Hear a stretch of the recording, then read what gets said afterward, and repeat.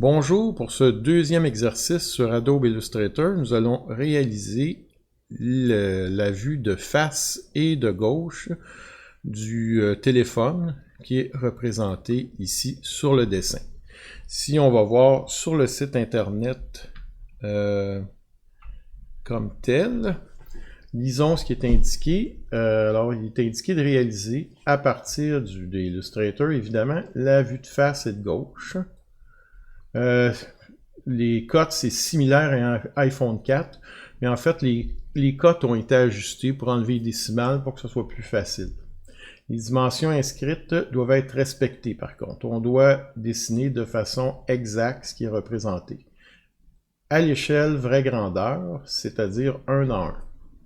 Comme d'habitude, il faut remettre ça en format PDF dans les A.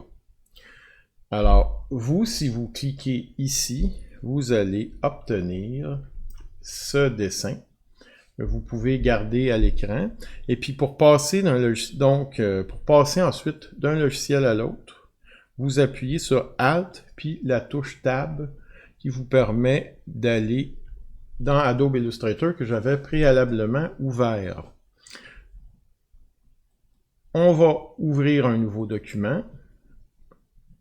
Comme d'habitude, on sélectionne Impression, Lettres, format lettres, tabloïd en millimètres, pas tabloïd, excusez, paysage, millimètres, le format c'est lettres, et je fais Créer. Mon dessin est fait. Pour faciliter la visualisation, je vais placer ici un petit dessin pendant la vidéo. Pour accéder, vous devez sélectionner Alt puis Tab pour passer d'une image à l'autre. Une fois que vous l'avez fait, une fois que vous l'avez réglé, ben ça passe facilement d'un à l'autre. Comme ça. Voilà. La dimension du grand rectangle, c'est 115 par 60. On va le faire tout de suite. Donc, 60 de largeur. Et puis, 115. C'est bon. On a une fenêtre intérieure qui mesure 75 par 50. Vous voyez, 50, 75. Donc, je reclique, vous faites un seul clic. Comme ça, vous avez accès au menu. Et puis, 75. Pour le positionner, vous venez le placer dans le coin supérieur droit. Et puis, à partir de là, vous voyez les cotes 20 et 5. Vous assurez que votre objet est sélectionné, que la touche outil sélection est bien sélectionnée aussi, puis vous appuyez simplement sur Entrée. Donc vous pouvez indiquer les déplacements, c'est -5 de façon horizontale et étonnamment vertical descendant. Dans Adobe Illustrator, c'est un chiffre positif, c'est 20. Si vous voulez monter, il faut mettre moins. Un peu étrange, mais c'est comme ça. Et puis je fais OK, donc j'ai positionné mon écran. Maintenant, je vais aller chercher l'outil ellipse. Vous pouvez appuyer seulement sur L si vous voulez sauver du temps. Et puis, notre bouton mesure, selon le dessin, 11 par 11. C'est indiqué ici. Je fais la même chose. Lui, il est coté par l'autre côté. Ça, ce sont le 11 qu'on a rentré, ce sont les cotes de dimension. Et les codes de position sont indiqués par l'autre côté. Il s'agit de 105, que vous voyez ici, et de 30, qui est ici. Donc, je fais comme tantôt, j'appuie sur Entrée, j'indique 30 pour horizontal, et puis le chiffre positif 105, même si on descend. On va placer maintenant la fenêtre de la caméra. Celle-là, c'est 5 par 5. Et puis, la même chose, elle est positionnée du même côté. Je la prends, je la positionne ici, au coin supérieur gauche, et puis, j'indique les bonnes dimensions. Dans ce cas-là, il s'agit de 10 et 19. Donc, 19 horizontales et 10 verticales. C'est important que le bouton aperçu soit coché, comme ça on réalise si on a fait des erreurs ou pas. Ensuite, il y a l'ouverture pour le petit micro de l'écoute, là. Alors, on va faire un rectangle. C'est un trou oblong, en fait, qu'on voit sur le dessin. Un trou oblong qui mesure 12 par 3. Ben, on ne mettra pas les arrondis tout de suite. On n'a pas besoin sur Illustrator. On peut attendre. Depuis quelques années, on a facilité la réalisation des rectangles comme ça. Donc, je mets 12. Et puis, je mets 3 de hauteur. Pour le positionner, c'est indiqué qu'il est centré par rapport à la lentille de la caméra. Et puis, qu'il est appuyé sur le bord. La cote part de ce côté-là. Alors, je le positionne ici. J'appuie sur Entrée. Et puis, j'ai simplement à mettre la cote qui, dans ce cas-là, regardez, c'est ici, est 24. Là, c'est vraiment un gros hasard. Je suis tombé à 24 positif et c'est moins 24. Voilà. Mon trou oblong est fait. Maintenant, si vous regardez le dessin, par rapport à cette ligne-là, il y a un décalage d'1 mm. Okay. On sélectionne la forme. On va dans Objet, Tracer, Décalage. Et mettez un chiffre négatif. Si vous mettez un chiffre positif, ça va décaler vers l'extérieur. Un chiffre négatif va décaler vers l'intérieur. Vous faites OK. Ensuite, on a pratiquement terminé la vue de face. Il va manquer les boutons de côté, on va les faire après. Puis évidemment, il manque les arrondis. Alors regardez ici. Soyez attentifs, il y a deux façons possibles. Soit vous avez propriété. S'il n'apparaît pas, vous avez fenêtre, mettez propriété actif. Soit que vous avez, c'est très pratique, mais je ne l'affiche pas moi dans mes démonstrations, mais dans la vraie vie, je l'utilise toujours. Contrôle. Contrôle va toujours indiquer en contexte comment modifier les objets. Et puis, vous avez toute l'information ici. Le rayon, ici, on le rentrerait par ici. Mais je ne vais pas utiliser la fenêtre contrôle pour ma démo. Je vais utiliser propriété. La commande est un peu plus cachée. Je vais vous le montrer par là. Alors, vous sélectionnez la forme sur laquelle vous voulez ajouter les arrondis. Disons qu'on va commencer par celle-ci, et il est indiqué sur le dessin 10, rayon de 10. Caché, regardez, là, vous avez rectangle, transformation, puis vous avez 3 points ici. Là. Vous pesez pour plus d'options, et puis ici, vous avez possibilité d'ajouter les rayons, puis il y a une petite chaînette ici. Vous ajoutez la chaîne pour bloquer, pour que les 4 coins aient la même dimension, et puis vous mettez dans un des 4 coins 10. Et puis, c'est tout. On a ajouté nos arrondis. C'est caché par la fenêtre interne. Vous la sélectionnez. Vous faites la même chose. Vous cliquez. Et puis, cette fois, on met 9. C'est des cercles concentriques comme on a vu la semaine passée. Et il s'agit de faire 10 moins 1. OK. On aurait pu aussi utiliser la fonction décalage pour faire cette forme-là. Alors, notre vue de face est presque terminée, puis il y a ici. Ici, évidemment, c'est pas indiqué. On peut imaginer que c'est 1.5, mais c'est pas indiqué. Mais, regardez, c'est simple. Vous allez dessus, puis vous mettez un chiffre beaucoup trop grand. Mettons 50. Lui, Illustrator va mettre ce qu'il est capable de mettre. Alors, si je le resélectionne, puis je vais voir, ben il l'a mis à 1.5. Donc, j'ai pas eu besoin de le calculer mentalement. On va commencer maintenant la vue de gauche.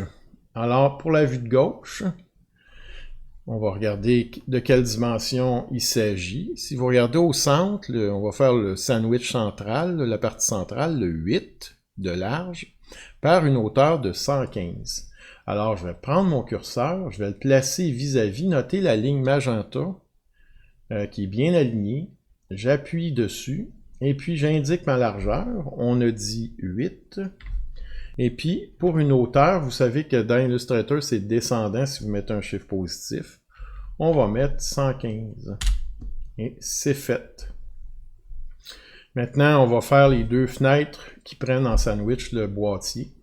Donc, même chose, je me place. Et si vous avez peur de ne pas trouver votre point, en fait, je pense qu'il trouve l'intersection par le coin ici. Mais ça serait possible, si vous avez des doutes, de cliquer sur Tracer. Je vais le faire sur Tracer pour vous le démontrer. Je vais cliquer ici. Cette fois-là, la largeur de ma fenêtre est 2 mm. Et puis, la hauteur va être de... En fait, il faut soustraire, là, on n'a pas le choix. 115 moins 2, donc 113. Alors, on va faire 2 mm. Et ici, on va indiquer 113. C'est fait.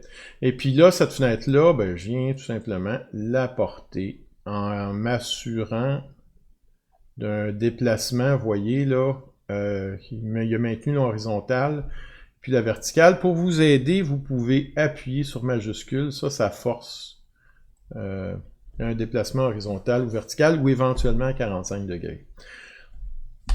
On ne va pas refaire deux fois cette fenêtre-là. Alors le truc, vous cliquez dessus en la sélectionnant, commencez à la déplacer, appuyez sur majuscule, ça va vous aider pour votre déplacement horizontal. Trouvez la position et appuyez sur Alt. Voilà, j'en ai fait une copie. Je relâche la souris avant de relâcher les touches du clavier. Reste à placer les boutons. On avait un bouton qui a 5 mm, on peut récupérer celui-là si on veut en faisant Alt ou tout simplement on le redessine. Et puis la manière qu'il est coté, on le positionne ici au centre. Oups, on voit par contre, c'est l'inconvénient de ne pas l'avoir redessiné, qui se retrouve derrière les objets. Alors ce que vous pouvez faire, vous cliquez dessus, vous cliquez à droite, et puis vous faites disposition premier plan. Alors ça, on a réglé ce problème-là. Et puis, on va le déplacer. Mais il y en a deux boutons. Puisqu'il y en a deux, on va appuyer sur Entrée. Horizontalement, on ne veut pas se déplacer. Et puis, verticalement, allons voir sur le dessin, on se déplace de 25 et 35 mm. Alors, je vais faire le premier à 25 et je ne vais pas faire OK, je vais faire Copier. C'est bon? Alors, je peux reprendre maintenant le deuxième, refaire entrer, puis changer le chiffre 25 pour 35. Cette fois, je fais OK. Fait que mes boutons sont placés. Reste le petit bouton qui sert à enlever ou remettre la sonnette. Alors, c'est un rectangle. Si vous regardez bien les dimensions, il s'agit de 6 par 4. Donc, 4 par 6. C'est inversé dans mon vocabulaire. On va faire la même chose. On va venir le situer au centre. Je pense que c'est ici. Et puis, si on regarde la dimension, il s'abaisse de 12.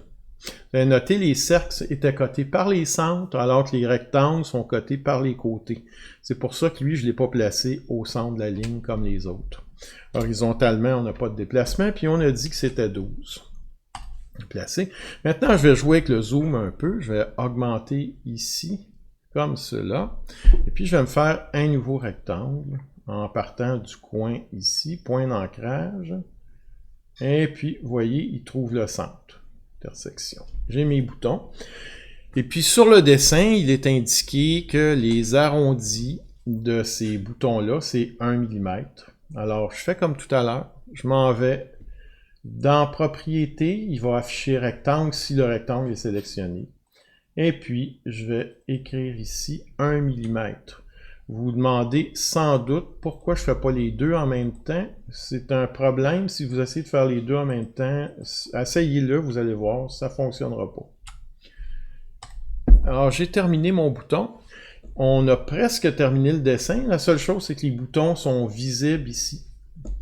Alors, on va se refaire, si on regarde sur le dessin encore une fois, je vais tasser un petit peu mon élément pour vous permettre de bien voir.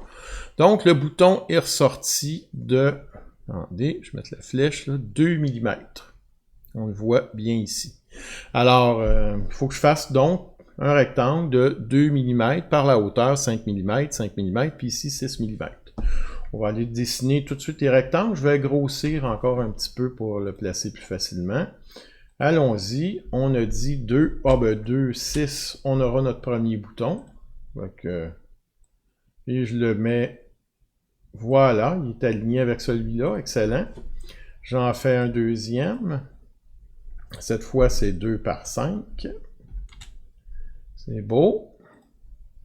Je vais le placer centré ici. Puis ensuite, je peux le redéplacer. Et puis, m'aligner avec l'autre qui est là. Excellent.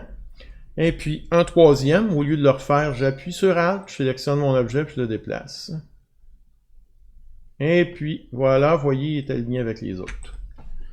Je prends le tout et je tasse ici. On a pratiquement terminé. C'est fait. On va regarder notre œuvre. Notre téléphone est beau. Je vais cacher mon dessin. J'en ai plus de besoin. Je vais l'enlever. Et puis, quand vous avez terminé comme ça, je vous donne les dernières étapes. On a fini. On appuie sur CTRL 0 dans Illustrator. On fait CTRL A pour tout sélectionner. CTRL X, puis CTRL V. Théoriquement, il devrait bien centrer votre objet par rapport à votre environnement. Je vais vous le démontrer ici. Regardez, si je fais un rectangle comme ça, de cette distance-là, puis je le replace ici, on voit que c'est à peu près exact. Et puis, dans le sens vertical, je vais faire un autre rectangle attaché sur le bord de ma page qui vient jusqu'ici. Et puis, on va aller comparer en bas qu'est-ce que ça produit. Vous voyez, c'est exact là. Ça dépend des fois des environnements. Je ne sais pas pourquoi c'est pas toujours exact, mais... Et ici, n'oubliez pas d'ajouter votre nom. Clic, clic. L'échelle. Échelle, je vais juste le taper correctement. Et C-H-E-L-E. Vous mettez échelle 1 espace 2 points, espace 1. Votre nom, vous pouvez écrire dessin de, puis votre nom. Et puis, éventuellement, peut-être ajouter la date. Disons qu'on est le 4 février 2020. En fait, on est le 3 aujourd'hui, mais... Ouais, quelqu'un me dit septembre, mais c'est pas très important là pour la démonstration, vous le savez. Et en fait, on n'est pas le 4 aujourd'hui, moi on est le 3. Mais c'est ça, vous le placez dans le coin quelque part. Une fois que vous avez terminé, fichier, enregistrer sous, puis n'oubliez pas, mettez-le en format PDF. Faites OK à toutes les... Je vais l'enregistrer ici, voilà. Enregistrer. Et puis, normalement, tout est bien réglé. Vous faites enregistrer et vous déposez ce document-là dans votre mise. Bien, merci beaucoup. Bon exercice et à bientôt.